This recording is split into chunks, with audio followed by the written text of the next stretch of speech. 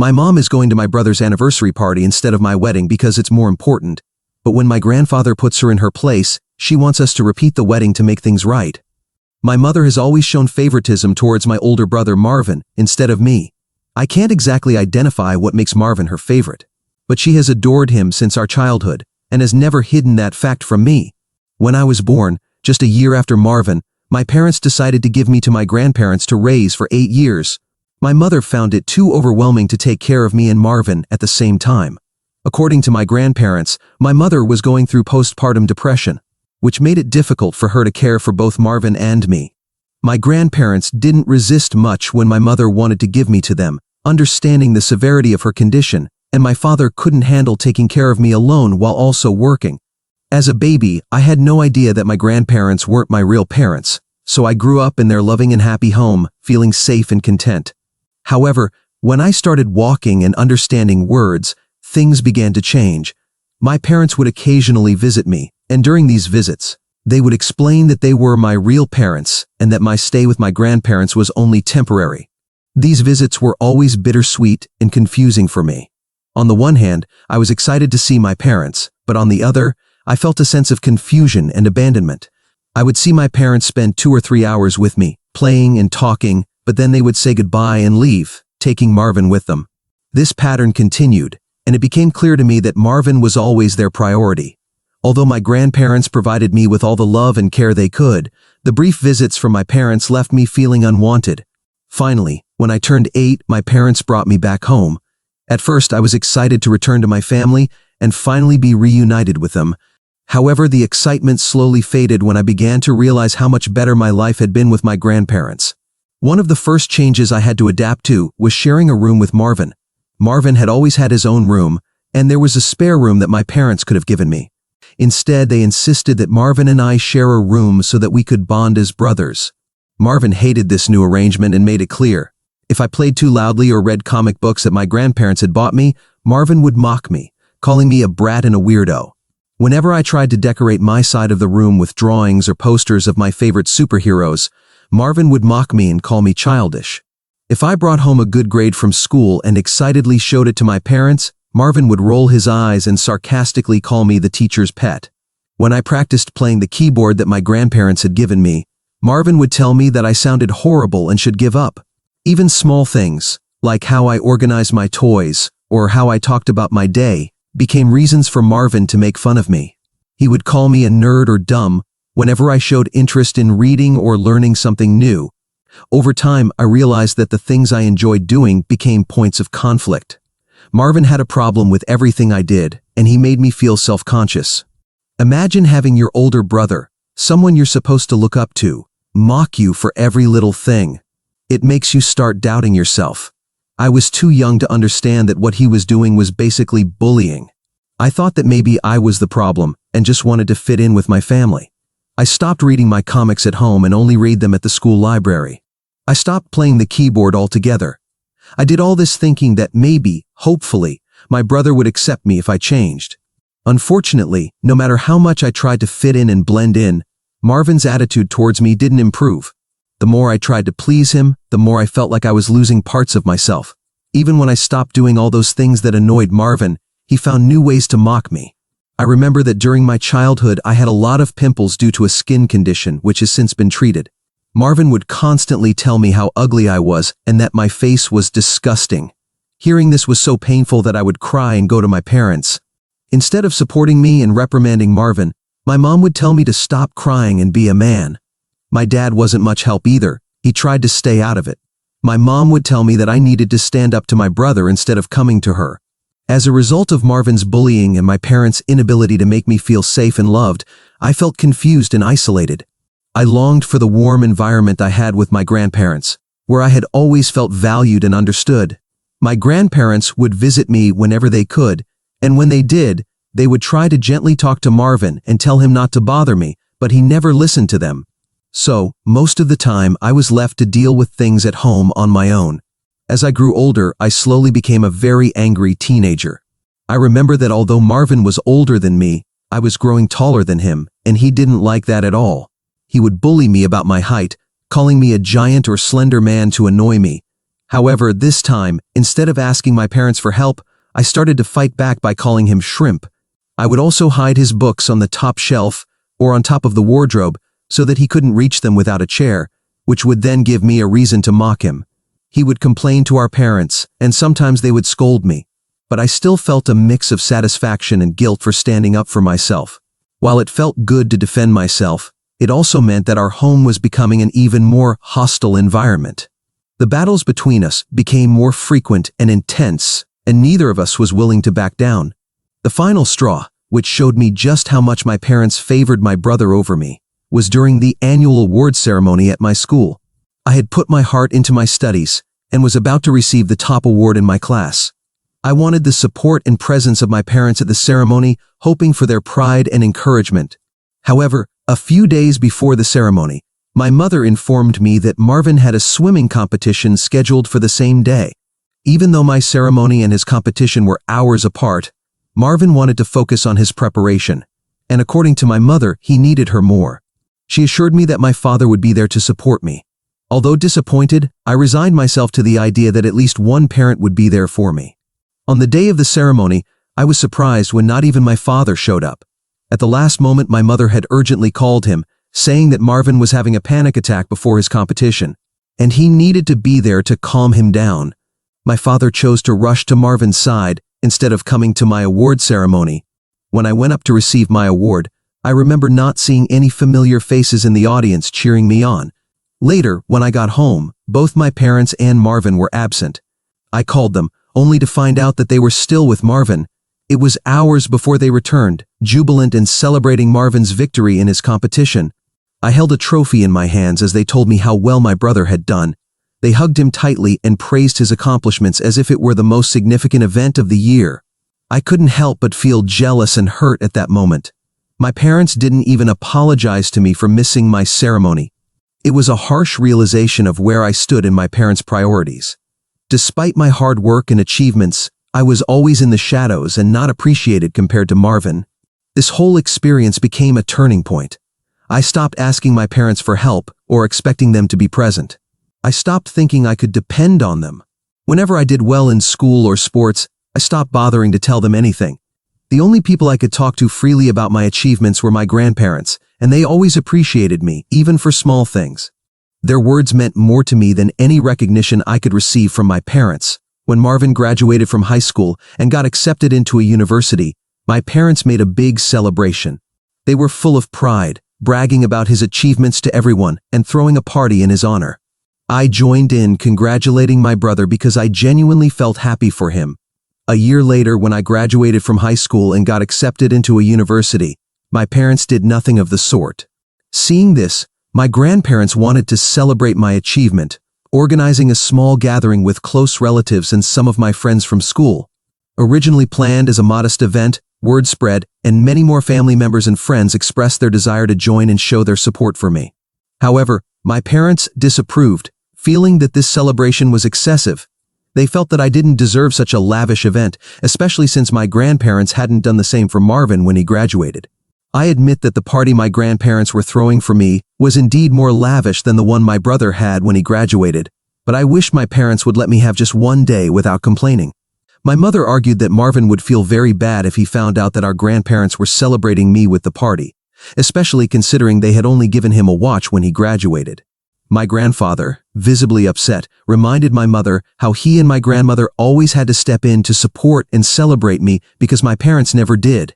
He pointed out how my parents had enthusiastically celebrated Marvin's achievements, but seemed indifferent to mine. My grandmother shared her feelings, questioning why there was a double standard in celebrating their children's successes. In response, my parents defended themselves, arguing that it was challenging to balance celebrations for two children, and their focus had naturally been on Marvin's milestones, always since he was the eldest. They claimed that their hands were full and that they couldn't do everything equally for both. My mother further justified that just because they didn't celebrate me enough didn't mean they didn't love me, which was laughable to hear. Fortunately, my grandfather felt the same and wasn't convinced. He passionately responded that being parents meant being there for both children, not just one. He criticized my parents for not treating me with the same enthusiasm and support they always showed Marvin. In the end, My parents had no argument to stand on, so I ended up having a big party, just as my grandparents wanted me to have. I invited Marvin to attend, but he said he was too busy to attend a silly little party. For years, my parents continued to show their favoritism toward Marvin, even when we were in college. This was also particularly evident in how they treated us and our partners. While Marvin and his girlfriend were always warmly welcomed at our family gatherings, I felt increasingly excluded. Especially during Christmas, my parents extended invitations to Marvin and his girlfriend without fail every year. However, after introducing them to my girlfriend, suddenly my parents had concerns about their dinners becoming too crowded if they invited Claudia too. What made the situation worse was how my parents viewed and talked about my girlfriend. Despite her impressive academic achievements and successful career, they found reasons to criticize her, which made me very angry. Meanwhile, Marvin's girlfriend, who didn't work and relied on child support from her ex-husband, was never questioned or judged in the same way. My mother's comments were particularly hurtful. She once openly expressed to me how she would have preferred if I had found a girl more of the traditional housewife type rather than someone like my girlfriend, who was so focused on her career. She even suggested that Claudia wouldn't be a good mother to my children. Despite her comments, I continued my relationship because I believed in my girlfriend and our future together. I even stopped attending family dinners and the annual Christmas events to avoid giving my parents any reason to criticize my girlfriend. I don't think my absence affected them much. Now, getting to the main story of why I'm on Reddit today. 6 months ago, I proposed to Claudia, and she said yes. I had no doubt that she was the one for me. This woman has given me so much love and support over the years that I can't imagine my life without her. When I informed my parents about the engagement out of courtesy, wanting them to hear the news from me instead of someone else, I received mixed reactions. My dad seemed genuinely happy for me and congratulated me, while my mom remained silent. Later, my mother texted me to express her disappointment. She said she was disappointed that I hadn't listened to her and had gone ahead with the proposal to Claudia. She claimed that, as a woman, she knew other women better and felt that Claudia wouldn't fit well into our family. I was stunned and told her to stop bothering me, as I was tired of her always criticizing my relationship. I asked if she had any legitimate reason for her dislike of Claudia or if it was just unfounded prejudice. Then my mother replied, saying that Claudia always talked back to her, unlike my brother's girlfriend. This statement left me speechless. It was true that Claudia didn't let people walk all over her. In the past, whenever my mother tried to subtly mock her education, her outfit, or her career choice, Claudia never let it slide. This is one of the things I admire about Claudia. She stands up for herself. She is aware of my family's history, and unlike me, she doesn't hesitate to confront my mother. However, Claudia has never been directly disrespectful. Her responses are usually witty and sarcastic. But, clearly, my mother has hated Claudia all this time because of this. It became clear to me that my mother's problem with Claudia was not based on any real behavior or character flaw, but rather on an outdated notion of how she expected a woman to behave. Therefore, I told my mother that I didn't feel Claudia was wrong in any way, and that I wished I could be more assertive like her. My mother responded that Claudia was a bad influence, and that she was changing me too much. I paid little attention to my mother's criticism, and continued planning my wedding with Claudia enthusiastically. 2 months ago, I sent out wedding invitations to everyone, including my brother Marvin, despite not receiving any congratulations from Marvin after the engagement. I held no hard feelings and extended an invitation to him to the wedding. To my surprise, Marvin declined the invitation without any explanation. This disappointed me a bit, but what really surprised me was when my father called to inform me that, although he would be attending, my mother had decided not to come. I knew my mother had reservations about Claudia, but I hoped that for the sake of our family and my special day, she would set those differences aside and join us. I was shocked and asked why. My father explained that Marvin had apparently planned an anniversary party for his girlfriend on the same day, which my mother would be attending instead of my wedding. This revelation was strange because I followed Marvin on social media and knew that they had recently celebrated their anniversary. I couldn't understand why they would have another party on the exact same day as my wedding. Instead of confronting my mother first, I decided to contact Marvin directly to clarify things. Even though we didn't talk often, I wanted to handle the situation with respect and dignity. I called Marvin and asked him directly about the anniversary party and if that was really the reason he wasn't planning to attend my wedding. To my surprise, Marvin confirmed that it was. He explained that he and his girlfriend originally wanted to celebrate their anniversary with a party, but they didn't have enough money saved at the time. So, Marvin admitted that he had worked hard to make it up to his girlfriend, finding a special place for their celebration that fit their budget. Unfortunately, the only available date for this venue coincided with the day of my wedding.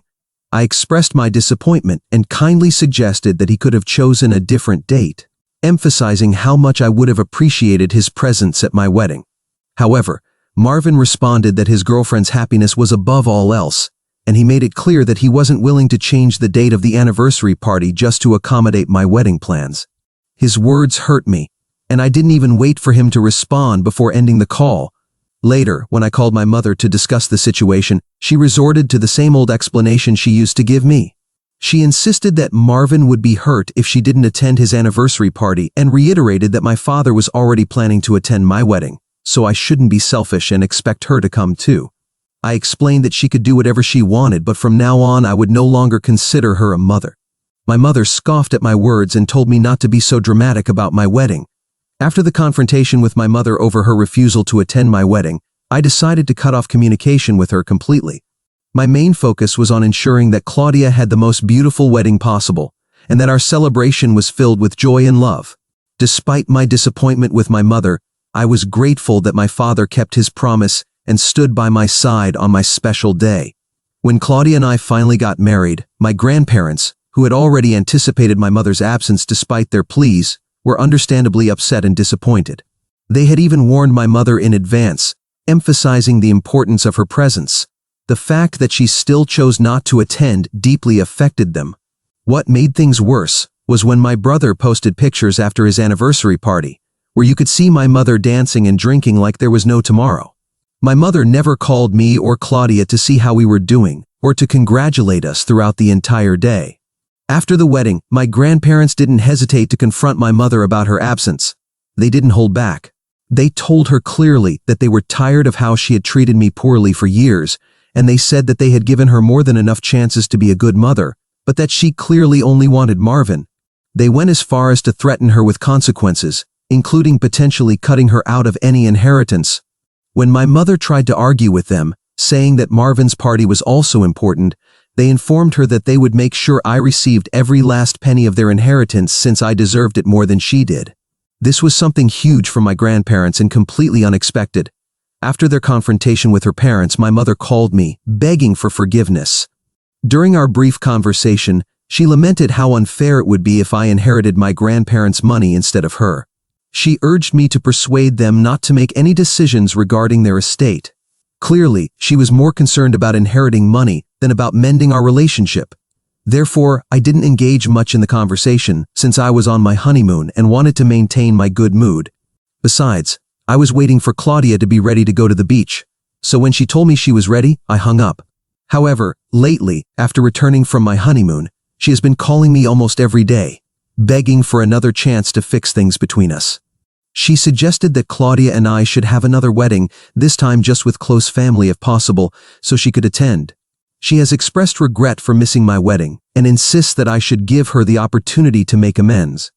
Additionally, out of nowhere, Marvin sent me a text saying that I shouldn't have involved our grandparents in our private matters and that Mom is really scared of losing her inheritance. He said that, for her sake, I should organize another wedding just to restore peace in our family. I still don't understand how they came up with the idea that I should organize another wedding just to solve their problems. Update 1. I have spoken to Claudia about this, and she agrees that organizing another wedding would be too complicated and unnecessary. She believes that I should stand firm with my mom and tell her that she had the chance to attend our original wedding, but she chose not to, so now she has to live with that. I want to clarify a few points. First of all, despite the favoritism I've experienced from my parents, especially from my mom toward my brother, I don't harbor hatred toward him. I understand that he observed and learned from how our parents treated us differently. While my mom clearly favored him, I believe he took advantage of that dynamic. As an adult, I prefer to address and resolve our issues rather than harboring resentment. However, it seems that my brother still engages in immature behavior and enjoys playing childish games. Secondly, my grandparents have actually decided to leave me their entire inheritance, not my mom or Marvin. Our close bond developed because they practically raised me, and they want to ensure that I'm taken care of, regardless of how my parents support Marvin in the future. There are also no uncles in the picture, so they don't have many people to leave it to. Lastly, it's important to note that my mom faced criticism from other family members, in addition to my grandparents, for not attending my wedding. Despite her disappointment, she initially seemed indifferent to their concerns. It was only after my grandparents decided to modify their inheritance plans that she began to change her approach, urging me to organize another wedding to include her. Update 2. It's official. My grandfather just informed me that he and my grandmother have drafted new wills, naming me as their sole heir and removing my mother from everything. Although I expected this outcome, it still surprised me. My grandfather explained that their decision was not only influenced by how my mother treated me, but also by their belief that I would take better care of them in their old age than my mother. They trust that I won't abandon them in a care facility unless absolutely necessary, and they have confidence in my ability to manage their finances responsibly. Regardless of their reasons, I'm grateful and moved by the deep love my grandparents have shown me with this decision. It's a stark contrast to how I've often felt less prioritized by my own parents. As you can imagine, this news hasn't gone over well with my mother. She's been calling me constantly and sending messages, accusing me of blindsiding her, and claiming I have no right to inherit anything from her parents. It's true what they say about money really changing a person, because she seems to think I'm stealing something from her when I haven't even received anything yet. When I firmly suggested that she address her concerns directly with my grandparents, she responded by accusing me of having manipulated my way into their favor. I reminded her that any changes in their will were a direct consequence of her own actions over the years. Our argument became heated, and in a moment of raw honesty or perhaps bitterness, she confessed something deeply painful, that she wished I had never been born. She revealed that I was an accidental pregnancy and blamed me for causing her postpartum depression. She admitted that she initially considered giving me up for adoption just to get rid of me, but decided against it due to her parents' conservative views. She confessed that she loved Marvin more because he was always easier for her. Her words hurt me deeply, but I told her that I appreciated her honesty because it freed me from feeling guilty about our strained relationship. I made it clear that I didn't want to continue a cycle of arguments and hurtful exchanges, and that I just wanted to live my life in peace. I firmly instructed her not to contact me again and warned her that I would involve the police if she ever showed up at my door uninvited. After that conversation with my mother, I contacted my father. He acknowledged that some of what Mom had said about my accidental pregnancy and her struggles with postpartum depression was true, but he assured me that he never regretted having me. I expressed how much the favoritism toward my brother had hurt me over the years, and he sincerely apologized. Although I'm uncertain about the future of my relationship with my father, I asked for space for now, and he respected my decision. As for Marvin, I sent him a long message expressing how he could have been a better and more mature older brother to me, especially considering how much I looked up to him my whole life. I opened up about feeling incredibly lonely while growing up with my grandparents, and how much I longed for his acceptance when I moved in with our parents. I made it clear that I never harbored resentment toward him, and instead of competing with me, he could have chosen to be a supportive part of my life. I also expressed my disappointment in him as an older brother and stated that I would be ending our relationship from now on. Since then, I've blocked him, and I currently have no plans to unblock him in the near future. I'm focused on building a beautiful future with my wife, Claudia. It's true that I'm grateful to have a truly determined wife. Her support and love have been crucial in my life, and with her by my side, I feel confident in facing any challenges that come our way. Update 3. It's been maybe 4 or 5 months since I last updated, but here's what's new in my life. I haven't heard much about my brother since he's blocked, but my relatives haven't told me much either. I guess nothing significant has happened in his life. As for my father, I haven't spoken to him during this time either. I haven't felt like I missed him, and I don't think I need to have a relationship with him either. Some people in the comments mentioned that he was also part of the whole situation, and they're right, which is why I haven't spoken to him again. As for my mother, she's been making posts about me on social media, but whenever she does, I unblock her and comment to explain how things really were, then block her again. The funny thing is that I get more likes than she does, so I know people are on my side. Many even respond to her for me, so I don't even have to bother doing it myself. My grandparents have also stopped talking to them, whom I see every weekend when my wife and I go over for dinner.